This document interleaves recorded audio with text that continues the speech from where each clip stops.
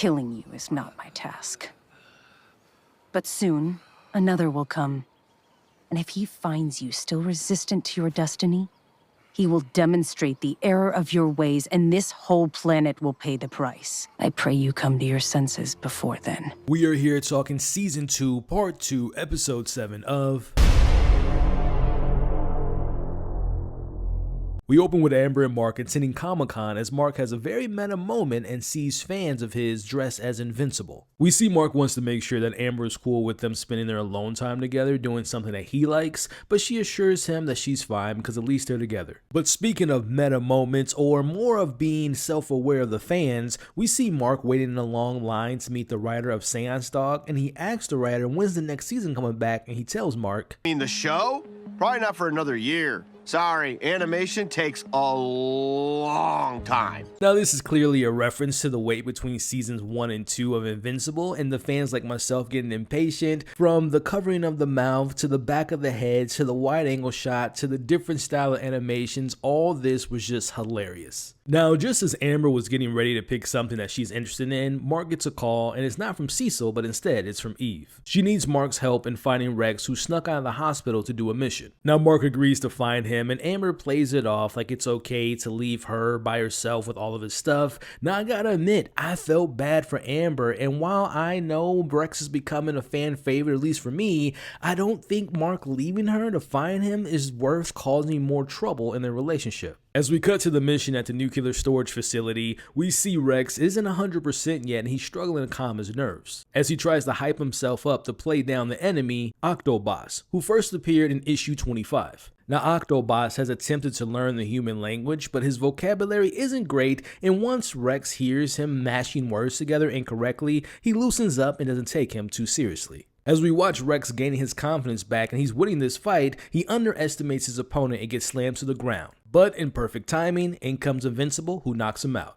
Now Invincible offers to take care of the rest, but Rex wants to finish what he started because he needs his win to get back to its old ways. As Invincible takes out the others, Rex is completely out of his normal arsenal and uses his brand new hand with a brand new weapon and takes out Octobos immediately. Now after calling in the cleanup crew, we see Rex jokingly mentions how he only had a couple options. One was to get back into action or open up a bar, aka retiring from being a hero, as Mark can relate, as he says that he was thinking about quitting as well after his one-sided battle against his dad. As Mark tells Rex that he left Amber to help him, we see Rex promises to make it up to him by having the Guardians cover for him whenever he wants, something we see later in this very episode. Speaking of the Guardians, we cut to Rudy trying to convince Amanda to use his technology to fight via VR and inserting a chip inside of her head instead of transforming into Monster Girl and aging normally. But again, his approach isn't working and she doesn't want to be fixed, as he puts it. I just have this feeling that we're going to see Monster Girl get badly injured sometime later down the road, leaving Rudy to doing what he wants to, which is fixing her his way. We finally get a chance to hear from Bulletproof, who's talking to Samsung about how flawed the team is, even though they're supposed to be the best in the world. As we watch him go one by one with every member of the team and makes a great point about their issues that nobody seems to want to address head on.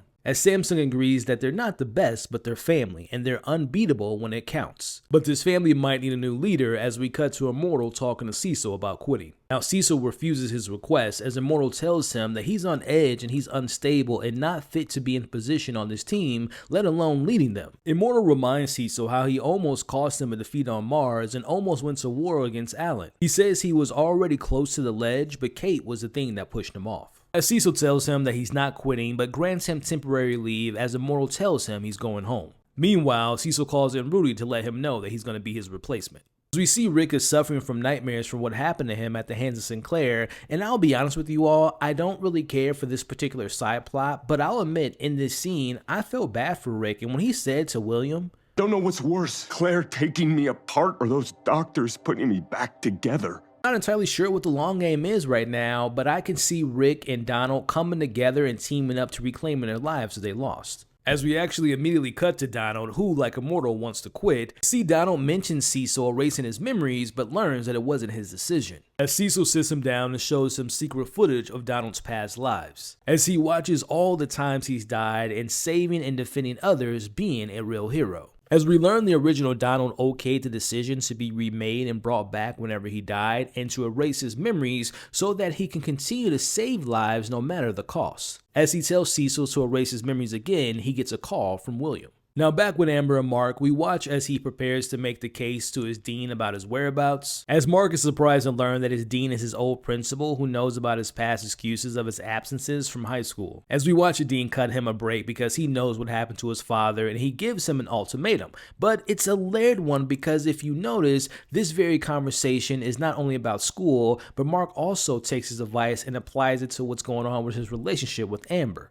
Either he commits or break things off, he's got to make a decision, as the dean tells him that he has a month to prove himself in school. As Debbie is finally getting back in her groove at work, but also getting her groove back romantically as she agrees to go on a date with her co-worker Paul. As new babysitter April lets Debbie know how quickly Oliver is learning, but she tells her that his powers haven't kicked in quite yet, and even if they're not guaranteed to come, if they do appear, it'll be much faster than it was with Mark. Now, sticking with the Grayson home life, we see Mark talking to his mom about his relationship issues with Amber. He asks her what life was like when she was dating his dad, as she mentions how things were so much fun when they first met, as Debbie was the one who actually taught him about Earth. Now, even though things sounded great, she tells him that dating a superhero has its perks, but it was also a very lonely life. And she felt that way because no one would be gone for long periods of time, even though she had Mark at her side. As she relates how she was raising Mark to what's going on currently with her looking after Oliver, she couldn't imagine life without Mark or Oliver, and she doesn't regret meeting Nolan. And seeing all this stuff with Mark, Debbie, and Oliver is really setting the stage for a very awkward family reunion. Meanwhile, we see Rick is on a literal edge as William called Donald for help. Rick feels broken inside and doesn't know anyone who can understand what he's going through till we see Donald reveals that he's a cyborg as well. He also tells him that he's died 39 times and that he's 98% machine. Donald wished that he didn't have his memories erased, and he says one of the most heartbreaking lines of this entire episode. We're not our bodies. We're the decisions we make, the lives we change, the people we love, or who love us. I don't need to forget that. And neither do you. This to me is a perfect example of how this show just continues to have characters like William, Rick, and even Donald who don't have a ton of screen time, but manage to give them an earnest moment like this and makes the points hit home of overarching messages such a beautiful scene. Now, calling back to that favor earlier in the episode, we see Mark cashes in that favor as the Guardians will be covering for him on his date night with Amber, and he even convinced Cecil to give him 2 nights off. As we see, Amber could be happier with his decision to finally making time for her as we see them travel across the city together for a date night. Now, just when things are going great, they're having a good time, they're talking about vacationing in Hawaii and studying to get his grades up, it's time for an actual reality check as we're finally introduced to Anissa, a brutal and terrifying agent of the Viltrumite Empire, as she introduced herself by putting her hand around Amber's neck and threatening to kill her if he doesn't come with her. Now, Anissa was introduced in issue 44, in which this was a very similar introduction to her, but instead of Amber, it was Debbie. This is a character who's made her presence felt immediately in this show, and this is just the beginning. As she wants to talk somewhere alone, we see Mark bargains with her to meet in the sky, and she accepts, but not before threatening to what he would do if she doesn't show up. As Mark rushes home to get his suit, he calls Cecil as they listen in preparation to avoid another Chicago incident. Anissa tells Mark that she just wants to talk and she's not here to battle. As she talks about how they've been studying Earth and how they have less than an 18% chance of surviving the next 2 centuries without loss of billions of lives because of their own doing.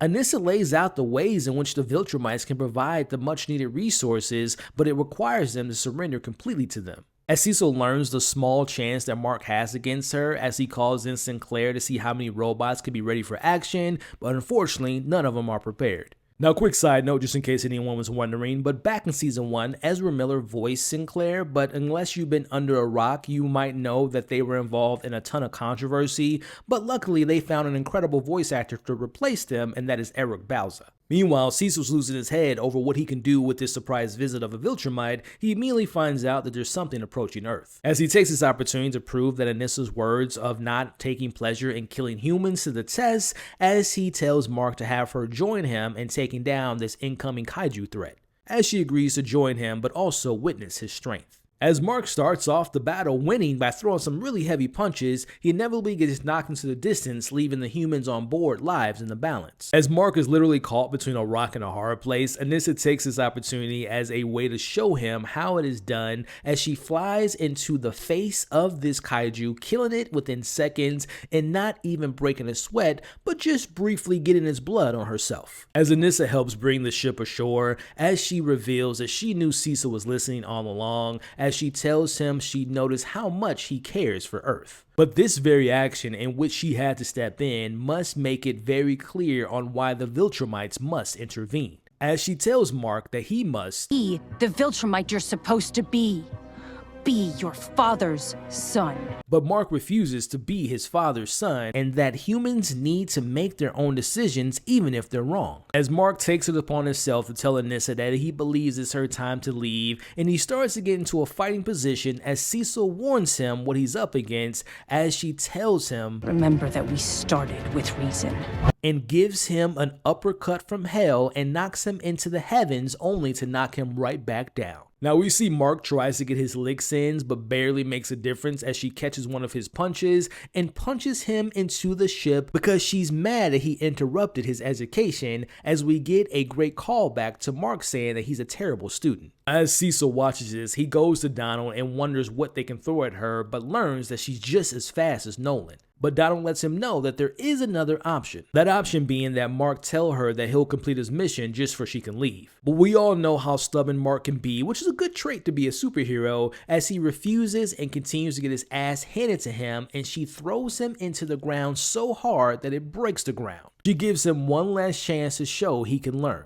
But Mark takes what he learned from the dean and gives her an ultimatum: either kill him or show him how much he's really needed, as he tells her to make up her mind. As Mark starts to fade into unconsciousness, she lifts her foot off his throat and tells him that killing him wasn't her task. But soon enough, another Viltrumite will return and won't be as merciful. As she prays he'll come to his senses by then, as she flies into space. Again, this is just a tease of what we can expect to see, and I'm telling you all right now, when we see part 2 of them coming together again, it will be something you will never forget, but this was an incredible first impression. Now, I want to point out, while left beaten to almost death yet again by a Viltrumite, it is important to note that he managed to survive yet again, proving that he really is invincible. As Cecil checks in on Mark, Mark reminds him that words hold power. That being why he couldn't say that he'll let them do something deep down knowing wasn't true. As Cecil tells him that their agreed upon nights off wasn't going to no longer be an option because they need to be better prepared for the inevitable return of the Viltrumites. As Mark goes to check in on Amber, and she's still in shock and realizes how close to death she was, as she's about to make a decision for the both of them. She tells Mark that she's not built like him, she has no control over what he does while being a hero, and that her life matters too, and more importantly, her life can be used as a weapon against him. As Mark responds by saying that he can't cross the line and getting closer to becoming his father, and he can't lie like his dad did to his mom when he would tell her that everything's okay. As their time as a couple has come to an end, as they seem to have come to an agreement that this can't work anymore. As Amber realizes that she can't live in his world. As their time as a couple appears to have come to an end and they have officially broken up. As we end with Mark getting a call from his mom, but it's not his mom, instead it's Angtram, who's paying a visit to that old friend he was talking about in the last week post-credit scene, as he has his mom and Oliver hostage and says, "When are you coming home?" Man, I feel terrible for Mark after getting his ass whooped, after getting broken up, now this. As our post-credits show Anissa returning to the general to learn that she's failed, as she tells him that Mark's poisoned just like Nolan, as an alert comes in. And an alert happens to be our favorite alien Alan, who hopes that he wasn't seen by the radar but is greeted by a super uppercut by Anissa. But to Alan's surprise, his head is still attached, proving that he is indeed stronger than ever, as he throws his own punch, which draws blood, surprising both characters by his strength. As she tries to catch Alan because she wants to know where this new strength has come from. Now, Anissa eventually catches him, but we see that Alan puts a smile on, letting us know that this is a part of some type of plan. Now, I think it's safe to assume that Alan wanted to get caught because he wanted to get thrown to his prison in hope to come across a Viltrumite, that Viltrumite having the name of Nolan, and he wants to convince him to join the fight. This was a fantastic episode showing the perseverance of our characters, but also these characters showing themselves who they really are. This was definitely a slow burn, but what a hell of a payoff. Seeing Rex trying to rebuild his confidence, we get to see the Guardians lineup shake up from Immortal having to leave while Rudy's their new commander.